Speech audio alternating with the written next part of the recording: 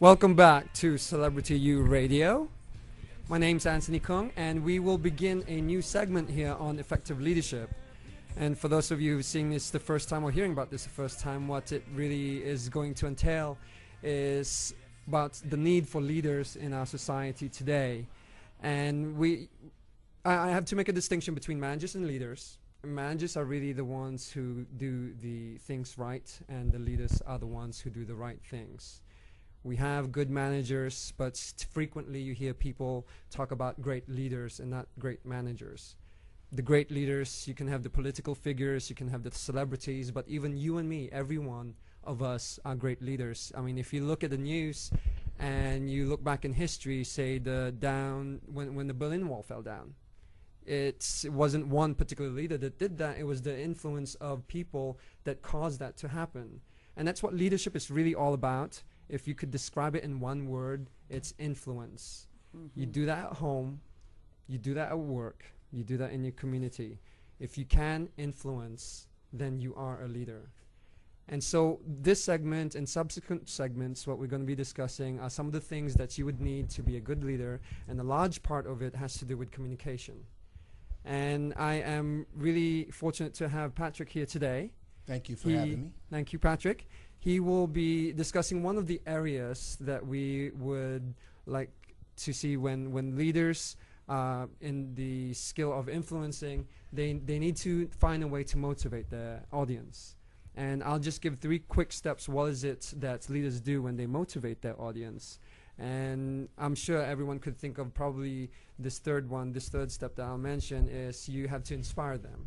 You have to really either tap into their logic, their emotion, you inspire your audience. Well, the second thing is you change their mindset. Something is not right with the current situation, we need to change it, and this is the solution. And most people actually stop there, because the very first thing that a motivational leader needs to do is to establish that rapport, that connection with the audience. And to understand that a little bit more, I'll have Patrick talk a little bit about what is it that he does and how effectively he does it, and maybe more about your business. But Patrick, why don't you start with introducing yourself? Well, Anthony, first of all, thank you so much for having me on your show today. I'm excited to be here, and I can hardly wait to get started. Your topic, leadership, is a critical topic for me, and it's an interesting topic for your listeners, in that the definition of leadership is inspiration in itself. There are annals and annals of information out there describing leadership and talking about leadership and different leadership styles and leadership methods, ways to approach leadership. But the bottom line comes down to this: leaders inspire people. Managers manage processes. Leaders inspire people. If you do not have the ability to inspire people, then look behind you. There's probably no one following you. And if there's no one following you, then you're not leading. You may be leading yourself, but you're not leading a cause, and you're not leading the group that you should be leading. My name is Patrick E. Alcorn. The E is for extreme motivator. Is that it? I was wondering what that stood for.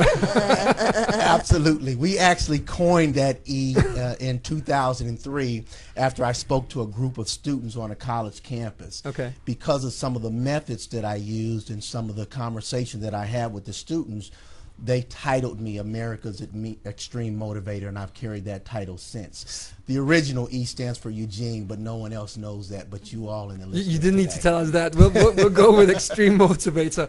And for some of you who may know Patrick, he is known as America's Extreme Motivator, and he just told us why he's been called that. It's the kids that decided that for him. And so could you tell me what are some of the other people who have benefited from your program then? Well, it's neat. I've spoken all across the United States. I've spoken on high school campuses and college campuses all across the United States. I've spoken as far as Ghana, Africa, London, England. I've spoken in Canada. My audiences have been in the U.S., have been audiences of high school students, college students, and adults in career transition. Specifically adults in career transition, because those individuals have spent time in an employed capacity, 5 years, 10 years, some of them 25 and 30 years, and now they've been asked to reinvent themselves. Yeah. That's a tough thing to do when you've been totally focused on one specific task, one specific function for 15, 20, 25 years. And so the motivation and the information that I provide helps them to flip the switch and go from where they are and what they've been doing to what they can do going forward, based upon the philosophy that oftentimes you have to give up who you are for who you would become. And oftentimes these individuals have been technicians, or they've been administrative assistants, or they've been even managers. And now the role that they're seeking going forward is neither of the role that they've had in the past. That's right. So they're reinventing themselves. And they need some information, and they need something to provide a genesis to help them, as I call it, flip the switch and go from where they are to where they want to be. So companies like Alcatel-Lucent, AT&T, individual churches like the Jewish Family Services Center, First United Methodist Church of Richardson, and other organizations of that nation, caliber, as well as Dallas Independent School District, Fort Worth School District, Los Angeles Unified School District, where I was raised in. That's right. Los Angeles, right? Absolutely. Excellent. I was born and raised in Los Angeles, and we were talking about leadership. I left Los Angeles with an appointment to the United States Military Academy at West Point, class of 1986. So when you talk about leadership, most folks know that there's no better institution in the world that prepares individuals for not only leadership in the military, but leadership in a government capacity and leadership in corporations as well. What we learn most of all about leadership at the United States Military Academy is that to be a leader, an effective leader, you must first learn to be a follower. It goes back to the influence that you have on other people. For me to lead you, I have to understand how my communication impacts you. I have to understand how the things that I'm asking you to do affect you, both internally and externally. I have to understand how they affect your environment. And I do that by first being a follower and having been in those roles myself. Okay, okay. So when you have your audience in front of you then, is there a specific approach that you would take that our audience maybe could apply when you want to motivate or inspire the group in front of you? You know, Anthony, my presentations are highly interactive. I'm a very dynamic speaker. From the very beginning of the presentation to the very last moment of the presentation, the audience is fully participating. Everything from the moment that I step out on stage and I get everyone to stand up and shout and cheer. That's how I get my standing ovations, by the way. That's right. I get the standing ovation right at the beginning of the presentation. Let's get it done right now. But from the very beginning of the presentation to the very end, I get the audience fully involved. When it comes to motivating people, I truly believe that the most important thing that a leader can do, or anyone else can do, is get that individual to dream. Get them to dream. So everything that I share and everything that I do is geared at getting the audience to dream about where they would like to be, who they would like to be, what they would like to have, what they would like to do, what they would like to give. It's about the dream of not where they are, but where they want to be.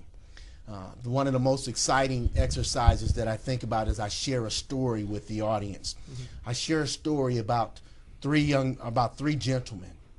One gentleman has a very good friend by the name of Dr. Benjamin Mays, and he walks into Dr. Benjamin Mays' office. Dr. Benjamin Mays is a faculty member at a well-known, prominent university.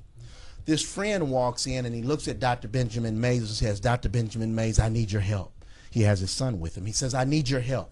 I need your help." And Dr. Mays says, "Whatever you do, Martin, whatever you need. I'm a good friend, whatever you need. Do you need me to help him get on the athletic team?" No, Dr. Mays, I don't need that. Do you need me to help with a letter of recommendation?" No, Dr. Mays, I don't need that. "Well, Martin, what exactly is it that you need?" Martin looks at Dr. Mays and says, "Dr. Mays, I need you to teach my son to dream. Teach him to dream."